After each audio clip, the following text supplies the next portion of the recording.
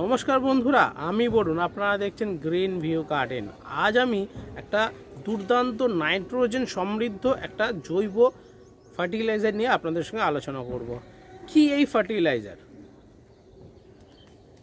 এই দেখুন আমার হাতে রয়েছে, এটি হলো চা পাতা দিয়ে তৈরি এই ফার্টিলাইজার।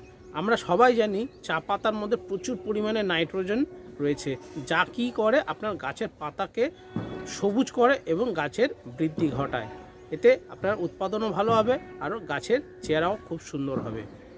কিভাবে তৈরি করব সেটাও আমি আজ আপনাদের দেখাবো, আর কিভাবে প্রয়োগ করব সেটাও আমি আপনাদের দেখাবো। শীত শেষ হচ্ছে এবং নতুন পাতা কিন্তু এবারে বের হওয়া শুরু করবে।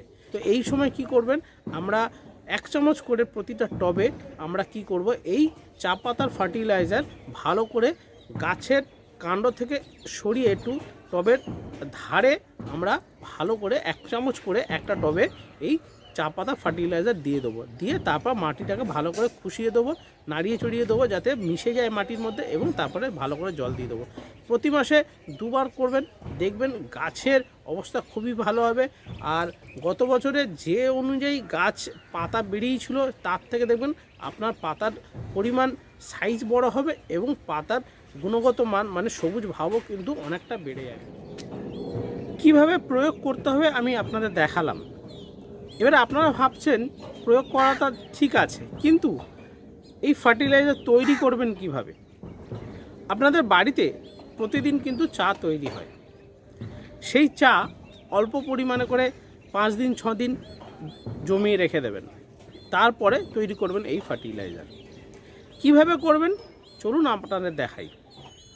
বাড়িতে রেগুলার আমি চা জমাতাম, কিন্তু বাড়ির পাশে চায়ের দোকান ছিল, সেখানে বলে রেখেছি, তো আমাকে 2 বার চা দিয়েছে। আর কতটা পরিমাণে চা হয়েছে সেটা চলুন দেখাই আপনাদের।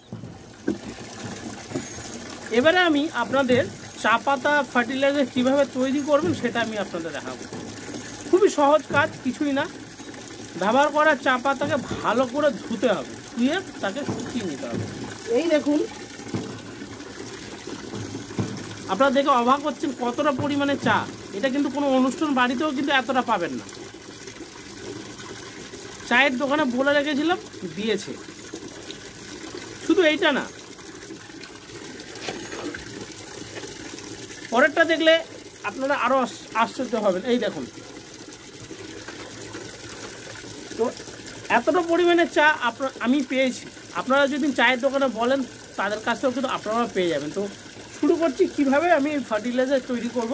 তো প্লিজ সঙ্গে থাকুন, দেখতে থাকুন, তাহলে কিন্তু আপনারা কিন্তু অনায়াসে বাড়িতে বিনা খরচে একটা ভালো দুর্দান্ত একটা জৈব ফার্টিলাইজার বাড়িতে আনতে পারবেন।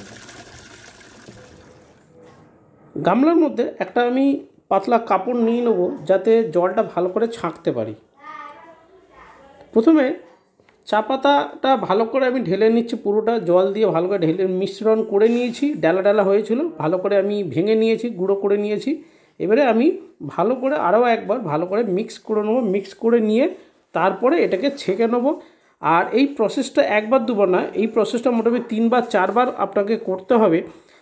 যখন দেখবেন যে এই চা পাতার রং ছাকার পরে যে রঙটা আসছে সেই রঙটা কমে আসছে এবং চায়ের মধ্যে মিষ্টি এবং দুধের গন্ধটা কমে যাচ্ছে, তারপরেই কিন্তু আপনারা এটাকে শুকোতে পারবেন। তা হলে কি 4 বার 5 বার কিন্তু আপনাকে এটাকে ভালো করে ধুতে হবে। আমিও মোটামুটি প্রায় 4 বার আমি ধুয়েছি। ধুয়ে নিয়ে তারপরে আমি ছাকা শুরু করেছি। আমার ছাকা হয়ে গেছে। এবারে শুকনোর সময় যতটা পেরেছি আমি ছেঁকে নিয়েছি। এবারে ভালো করে একটা প্লাস্টিক বিছিয়ে নিয়ে এর উপরে আমি এই চা পাতাটা ভালো করে ছড়িয়ে দেবো। ডেলা ডেলা করে রাখবো না, তাহলে কী হবে, যখন শুকিয়ে যাবে এক একটা করে ডেলা থাকবে। চেষ্টা করবো যতটা ধুলোর মতন করে আমি ছড়িয়ে দিতে পারি। আমার সমস্ত চা পাতা দেখুন আমার ছড়ানো হয়ে গেছে। এবারে মোটামুটি 2 দিন কি 3 দিন লাগতে পারে, রোদের উপর ডিপেন্ড করবে। আপনার যদি রোদ ভালো থাকে হয়তো 2 দিনে হয়ে যেতে পারে। আর যদি দেখেন যে রোদের পরিমাণটা সেরকম নয়, তেজ সেরকম নয়, তাহলে হয়তো 3 দিন কি 4 দিনও লাগতে পারে।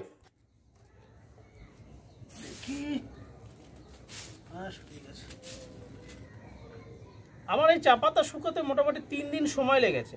তো এবারে ভাবছেন চা পাতা তো শুকিয়ে গেলে এবারে কি করব? কিছুই না, এটাকে আমরা এখন স্টোর করে রেখে দেবো। আমি একটা পাত্র নিয়ে নিচ্ছি, এখানে রেখে দিচ্ছি, যেখানে খুশি রাখতে পারেন আপনাদের প্রয়োজন অনুযায়ী।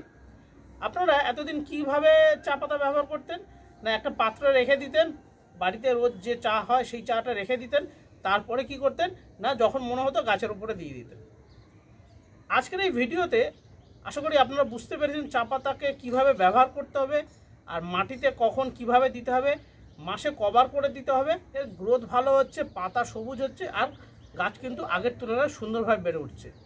আর গাছ যদি বা বেড়ে উঠছে, প্লিজ আমার চ্যানেলকেও বাড়িয়ে তুলুন, সাবস্ক্রাইব করুন, শেয়ার করুন, আর কমেন্ট করে অবশ্যই জানাবেন এই ফার্টিলাইজার বানানো আপনার কাছে কেমন লাগলো।